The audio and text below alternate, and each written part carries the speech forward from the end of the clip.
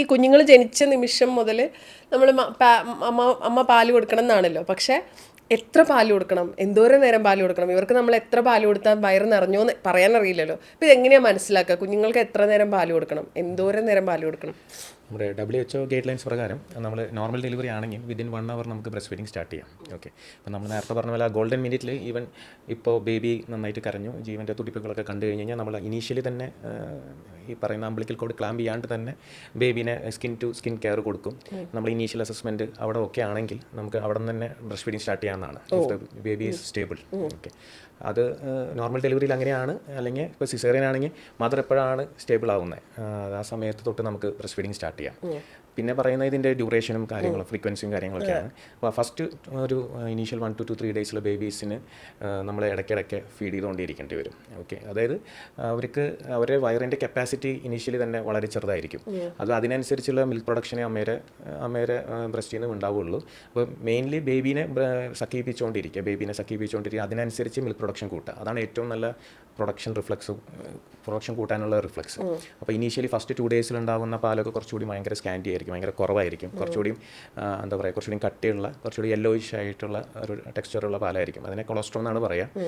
അപ്പോൾ അത് കുറച്ചുകൂടി ഹൈലി ഇമ്യൂണോഗ്ലോബിൻ, നമ്മൾ ഹൈലി ആൻറ്റിബോഡി കണ്ടൻറ്റ് കൂടുതലുള്ളതാണ്. ഈവൻ അത് കുറവാണെങ്കിലും നമ്മൾ വേറെ ഒന്നും സപ്ലിമെൻറ്റ് ചെയ്യാണ്ട് ഈവൻ ബേബിയുടെ വയറിൻ്റെ അനുസരിച്ചുള്ള കപ്പാസിറ്റിക്ക് മതിയാവുന്ന രീതിയിൽ അത് ഉണ്ടാവുമെന്നാണ് പറയുന്നത്. അത് കഴിഞ്ഞിട്ട് ഫ്രീക്വൻ്റ് ആയിട്ടുള്ള സക്കിങ്ങും ഫീഡിങ്ങും കൊണ്ട് ഈവൻ ഒരു 5 to 6 days ഒക്കെ ആകുമ്പോൾ ഈ വോളിയം എന്ന് പറയും, ആ സമയത്തിന് ആവശ്യമായിട്ടുള്ള ബേബിയുടെ ആവശ്യമായിട്ടുള്ള വയറിൻ്റെ കപ്പാസിറ്റിക്കുള്ള പാല് അമ്മയുടെ ബ്രസ്റ്റിൽ നിന്ന് ഉണ്ടാവുമെന്നാണ് പറയുന്നത്.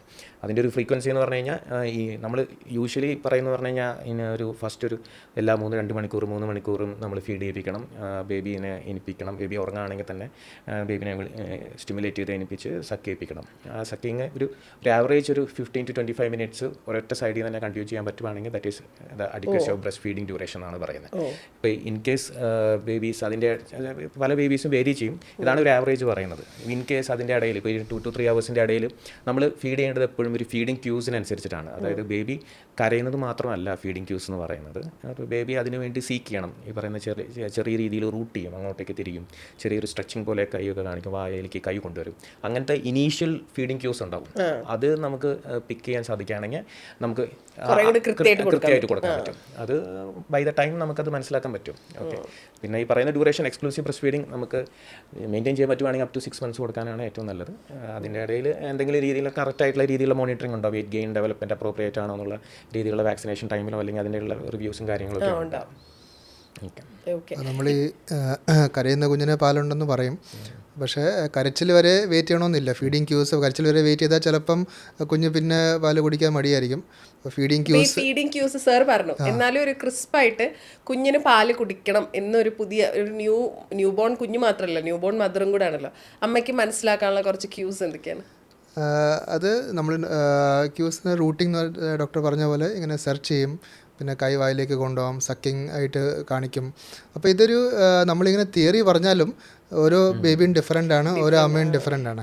അത് മദറും ബേബിയും തമ്മിലുള്ള ഇൻട്രാക്ഷൻ വെച്ചിട്ട് mother over A period of time മനസ്സിലാക്കുന്ന കാര്യങ്ങളാണ്. അത് ആർക്കും അങ്ങനെ എക്സ്പ്ലെയിൻ ചെയ്യാൻ പറ്റത്തില്ല. പക്ഷേ തിയറി ആയിട്ട് പറഞ്ഞാൽ ഇതൊക്കെയാണ് കുറച്ച് ക്യൂസ് ഉള്ളത്. പക്ഷേ ദാറ്റ് ഹാസ് ടു ബി ഒരു തമ്മിലുള്ള ഇതനുസരിച്ച് ഡെവലപ്പ് ചെയ്ത് 3 weeks കഴിഞ്ഞ് കഴിഞ്ഞാൽ കുറച്ചുകൂടി ഡിമാൻഡ് ഫീഡിങ് ആയിരിക്കും. ഇവർ ഈ ഫീഡിങ് ക്യൂസ് കാണിക്കുന്നതിനും കൂടുതൽ തന്നെ അവർ ഈ 3 hours 2 hours ഗ്യാപ്പൊന്നും തരില്ല. അതിനിടയിൽ തന്നെ അവർ ചോദിച്ച് ഈ പറയുന്ന ഡ്യൂറേഷൻ മാത്രമേ ഉണ്ടാവില്ല, ഒരു 20 minutes 25 minutes ഒന്നും ഉണ്ടാവില്ല. 5 to 10 minutes ഒക്കെ സക്ക് ചെയ്ത് അവർ നിർത്തും. അപ്പോൾ നമുക്ക് ഇനീഷ്യലി ഉണ്ടാകുന്ന രീതിയിൽ നമ്മൾ ബെഞ്ച് മാർക്ക് വെച്ച് കഴിഞ്ഞാൽ അത് പ്രശ്നമാകും. കാരണം നമ്മൾ ആദ്യം അത് ഈ സമയം ഇത്രയും ഡ്യൂറേഷൻ ഉണ്ടായിരുന്നു ഫീഡിങ്, അല്ലെങ്കിൽ ഇത്ര മണിക്കൂറിനുള്ളിൽ എനിക്കാൻ പാടുള്ളൂ. അപ്പോൾ നമ്മൾ ഫ്രീക്വൻ്റ് ആയിട്ട് ചോദിക്കുന്നു, അല്ലെങ്കിൽ അത്രയും കുടിക്കുന്നില്ല. അപ്പോൾ നമ്മുടെ മെയിൻ ഒരു കൺസേൺ വരുന്നത് പറഞ്ഞു കഴിഞ്ഞാൽ ഇൻഎഡ്യൂക്കേറ്റ് മിൽക്ക് ആണോ നമ്മൾ മദേഴ്സ് പറഞ്ഞ പോലെ ന്യൂ ബോൺ ബേബീസിനെ പോലെ തന്നെയാണ് ന്യൂ ബോൺ മദേഴ്സ്. അവിടെ ഒരു പാരൻസും ന്യൂ ബോൺ ആണ്. അപ്പോൾ അവർക്ക് അതിൻ്റേതായ സംശയങ്ങളുണ്ടാവും. അപ്പോൾ ഒരു 3 weeks വരെ ആയിരിക്കും ഇവരെ കുറച്ചുകൂടി ഒരു സ്ലീപ്പിംഗ് പാറ്റേൺ കുറച്ചുകൂടി കൂടുതൽ. അത് കഴിഞ്ഞ് 3 to 4 weeks ഒക്കെ ആകുമ്പോഴേക്കും ഇവർ ആ 3 hours 2 hours എന്നുള്ള ഒരു ബെഞ്ച് മാർക്ക് ബ്രേക്ക് ചെയ്യും. അവർ കുറച്ചുകൂടി ആക്റ്റീവ് ആകും, കുറച്ചുകൂടി സെർച്ച് ചെയ്ത് കുറച്ചുകൂടി സക്കിങ് കാര്യങ്ങളൊക്കെ തുടങ്ങി. അതിൻ്റെ ഫ്രീക്വൻസി കുറയും, ഡ്യൂറേഷനും കുറയും. പക്ഷേ അത് weight gain will be study. ഒരു അംശം കൂടെ പറയാനുള്ളൂ. അതിൻ്റെ ഒരു വേറെ ഒരു ആസ്പെക്റ്റ്, നമ്മൾ എല്ലാ കരച്ചിലും പാലിന് വേണ്ടിയല്ല. ഓക്കെ. അപ്പം ബേബിയുടെ മീൻസ് ഓഫ് കമ്മ്യൂണിക്കേഷൻ എന്ന് വെച്ചാൽ കരച്ചിൽ മാത്രമേ ഉള്ളൂ, അതെ. ബേബിയെ സംസാരിക്കാറായിട്ടില്ല. അപ്പം എല്ലാ നീഡ്സും കമ്മ്യൂണിക്കേറ്റ് ചെയ്യുന്ന കരച്ചിലായിരിക്കും. ചിലപ്പം യൂറിൻ പാസ് ചെയ്താൽ ചിലപ്പോൾ കരയും, മോഷൻ പാസ് ചെയ്താൽ കരയും, ചൂടെടുക്കുന്നുണ്ടെങ്കിൽ കരയും, അറ്റൻഷൻ കിട്ടാൻ വേണ്ടി. സോ ഓൾ ദിസ് എല്ലാം കരച്ചിൽ തന്നെയാണ്. അപ്പോൾ പലരും കംപ്ലയിൻറ്റ് ചെയ്യുന്നത് ബേബി കരയാൻ തുടങ്ങിയ, അമ്മമാർ പറയുന്നത് ബേബി കരയാൻ തുടങ്ങിയ വീട്ടിൽ നിന്ന് ഭയങ്കര പ്രഷറാണ്, പാലെടുത്ത് കൊടുക്ക്, പാല് കിട്ടാത്തതുകൊണ്ടാണ് കരയുന്നത്. കൊച്ചിന് വിശന്നിട്ടാണ്. അതന്നെ. അപ്പം എല്ലാ അരമണിക്കൂറിൽ ഈ അമ്മ ഇങ്ങനെ പാല് കൊടുത്തോണ്ടേ ഇരിക്കുവാണ്. അപ്പോൾ ദാറ്റ് ഈസ് നോട്ട് അഡ്വൈസബിൾ. അപ്പോൾ എല്ലാ കരച്ചിലും പാലിന് വേണ്ടി അല്ല. ആദ്യം ബേബിയുടെ ബാക്കി കാര്യങ്ങളൊക്കെ നന്നായിട്ട് ഫീഡ് ചെയ്തിട്ടുണ്ടെങ്കിൽ ബേബിയുടെ ബാക്കി കാര്യങ്ങളൊക്കെ നോക്കുക. ഡയപ്പർ ക്ലീൻ ആണോ, വേറെ എന്തെങ്കിലും അസ്വസ്ഥത ഉണ്ടോ, അതൊക്കെ നോക്കിയിട്ട് എടുത്ത് എപ്പോഴും ഫീഡ് ചെയ്തുകൊണ്ടിരിക്കേണ്ട കാര്യമില്ല. എസ്പെഷ്യലി ഇതൊരു ടഫ് സിലബസ് ആണ്. നമ്മുടെ ബേബി നമുക്ക് മദേഴ്സിന് കൊടുക്കുന്ന ഒരു ടഫ് സിലബസ് ആണ്. ഞാൻ കരയുന്നു, you should find it out. അതായത് അത് പാലിന് വേണ്ടിയിട്ടായിരിക്കും. അപ്പോൾ ചിലപ്പോൾ പാല് നമ്മൾ നന്നായിട്ട് കൊടുത്തെന്ന് മനസ്സിലായി കഴിഞ്ഞ് കഴിഞ്ഞാൽ പിന്നെയുള്ള കരച്ചിൽ വീണ്ടും പാരൻസ് ആയെങ്കിലും ബൈസ്റ്റാൻഡേഴ്സ് അല്ലെ ആരെങ്കിലും സെർച്ച് ചെയ്യുന്നു പറഞ്ഞു കഴിഞ്ഞാൽ എന്തെങ്കിലും മൂക്കിൽ ശബ്ദം വരുന്നു, അപ്പോൾ അതുകൊണ്ടായിരിക്കും, അല്ലെങ്കിൽ ചെവി ഇങ്ങനെ കടിക്കുന്നു, അല്ലെങ്കിൽ ചെവി ഇങ്ങനെ തോണ്ടുന്നു, അല്ലെങ്കിൽ ബേബിക്ക് യൂറിൻ പാസ് വെച്ച് ഡൈപ്പർ ചേഞ്ച് ചെയ്യുമ്പോൾ. അപ്പോൾ എല്ലാം കൂടി ഒരു സ്പെഷ്യലി ഇൻ ദ നൈറ്റ് കുറച്ചുകൂടി ഫസി ആയിരിക്കും ബേബീസ്. അപ്പോൾ നമ്മൾ ഈ പറയുന്ന പോലെ എല്ലാ കരച്ചിലും നമ്മൾ അഡ്രസ്സ് ചെയ്യാൻ നിൽക്കുമ്പോൾ അതെല്ലാം ഫീഡിങ്ങിനാന്നുള്ള രീതിയിലാവുമ്പോൾ ഫസ്റ്റ് ഉണ്ടാകുന്ന ഒരു ഒപ്പീനിയൻ എന്ന് പറഞ്ഞു കഴിഞ്ഞാൽ അവർ മിൽക്ക് ഈസ് ഇൻസഫിഷ്യൻ്റ് എന്ന് പറഞ്ഞാൽ ആ ഇൻസഫിഷ്യൻസി വെച്ചിട്ട് നമ്മൾ ബേബിയുടെ കരച്ചിലും കൂടി കോർഡിനേറ്റ് ചെയ്യുമ്പോൾ ഫസ്റ്റ് തന്നെ തകർന്നു പോകുന്നത് മദറാണ്.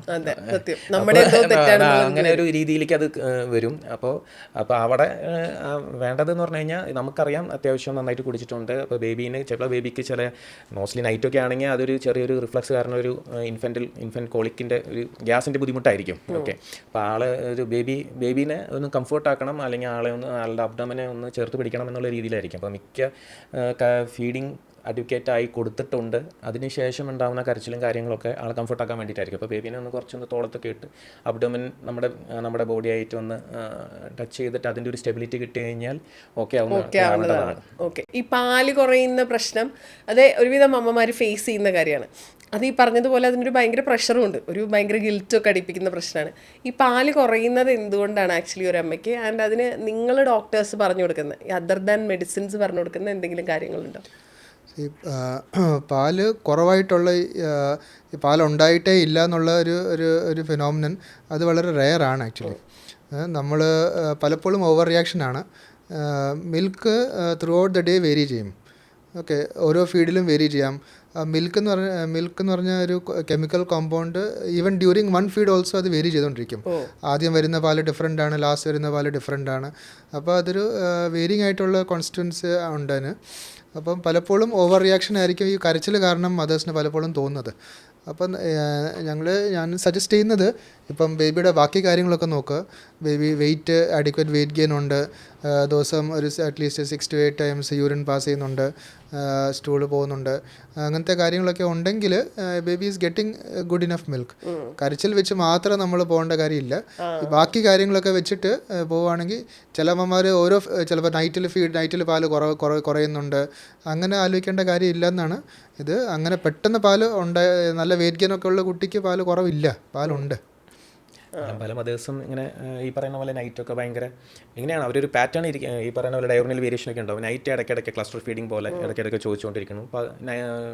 മോർണിംഗ് അങ്ങനെ വലിയ കുഴപ്പമില്ല, പകൽ അങ്ങനെ വലിയ കുഴപ്പങ്ങളില്ല. കറക്റ്റായിട്ടുള്ള ഒരു ടൈം ടേബിൾ കീപ്പ് ചെയ്തിട്ടാണ് ഫീഡിങ് എടുക്കണമെന്ന് പറയും. പക്ഷേ സ്റ്റിൽ അവർക്ക് ആ നൈറ്റ് ഇടയ്ക്കിടയ്ക്ക് അങ്ങനെ ഫീഡ് ചെയ്ത് വന്നു കഴിഞ്ഞിട്ട് നമ്മൾക്ക് ആ ഒരു കൺസേൺ അവർക്ക് നമ്മൾ റിയഷർ ചെയ്ത് കൊടുക്കുമ്പോൾ ഇറ്റ്സ് നോർമലായിട്ടുള്ള രീതിയിലായിരിക്കും എന്ന് പറഞ്ഞാൽ നമ്മൾ OPD വന്നിട്ട് അവർ OPD ജസ്റ്റ് ആ എൻട്രിക്ക് ജസ്റ്റ് മുമ്പ് ആ മെഷീനിൽ വെയിറ്റ് കാണുമ്പോഴാണ് അവർക്ക് സമാധാനമാകുന്നത്. അതാണ് അവരുടെ പോയിന്റ്.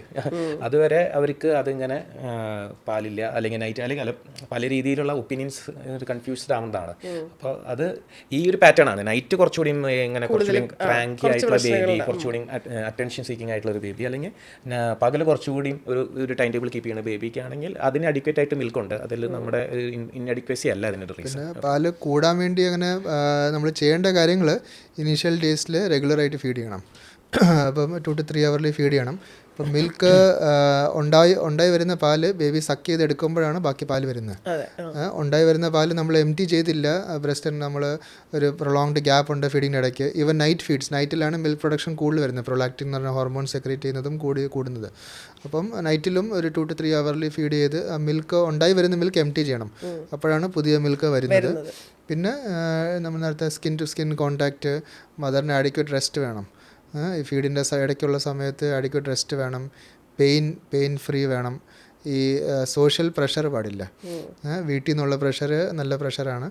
അത് എപ്പോഴും പാല് കുറവില്ല എന്നുള്ളൊരു കമൻറ്റ്സ് വീണ്ടും വന്നാൽ അത് സൈക്കോളജിക്കലായിട്ട് എഫക്റ്റ് ചെയ്യും. അപ്പോൾ ശരിക്കും പാല് കുറയാൻ സാധ്യതയുണ്ട്. അപ്പോൾ കണ്ടിന്യൂസ് എൻകറേജ്മെൻറ്റ്, നന്നായിട്ട് വെള്ളം കുടിക്കണം, ഹൈഡ്രേഷൻ മെയിൻറ്റെയിൻ ചെയ്യണം. പിന്നെ ലാക്ടേറ്റിംഗ് മദറിന് ഒരു കുറച്ച് കാലറീസ് എക്സ്ട്രാ വേണം, ഒരു 300 to 500 kcal extra as compared to the normal diet. പിന്നെ നമ്മൾ ചില ഫുഡ്സ് പറഞ്ഞു കൊടുക്കാറുണ്ട്, ലാക്ടേഷൻ നഴ്സസ് പറഞ്ഞു കൊടുക്കാറുണ്ട്, ഉലുവ കഞ്ഞി, ചെറുപയർ, അങ്ങനത്തെ കാര്യങ്ങൾ. May be it is working as A placebo എന്ന് പറയുക, അവർക്കൊരു സൈക്കോളജിക്കൽ ഹെൽപ്പും കൂടെ ആയിരിക്കും.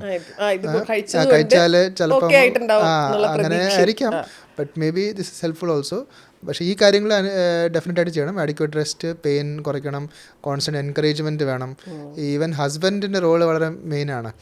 ഹസ്ബൻഡ് എൻകറേജ് ചെയ്താൽ, ഇപ്പം ഹസ്ബൻഡ്മാർ ആലോചിക്കേണ്ടത് ഇതിനൊരു ഫൈനാൻഷ്യൽ ആസ്പെക്റ്റും കൂടെ ഹസ്ബൻഡ്സ് ആലോചിക്കണം. അതായത് ഇപ്പം മദേഴ്സിന് ഒരു ബേബിക്ക് ബ്രസ്റ്റ് ഫീഡിങ് ആഡിക്വേറ്റ് ആയിട്ടില്ലെങ്കിൽ ഒരു ഫോർമുല ഫീഡ് കൊടുക്കാനുള്ള ഒരു ഫൈനാൻഷ്യൽ ആസ്പെക്റ്റ് ആലോചിച്ചാൽ I think fathers will be more into it.